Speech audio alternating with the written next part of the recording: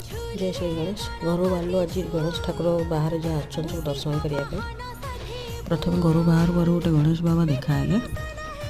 घर आगे गणेश दर्शन कर भोग दिया होता प्रसाद ग्रहण कलु।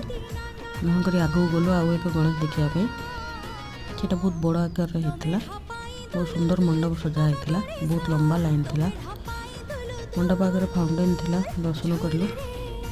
धीरे धीरे आगू बढ़ू था कहीं बहुत भिड़ था। सेठी लाइन दे जीवा पड़ूला। बहुत सुंदर लाइटिंग होता। आगे शिवाजी महाराज रखिंट ये सब आगे प्रथम शिवाजी महाराज मूर्ति थाए।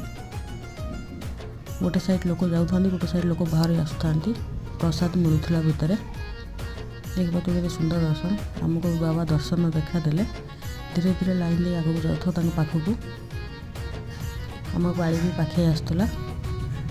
मोबाइल रखी आराम ठाकुर आगे दर्शन कर घर को फेरलु। जय गणेश।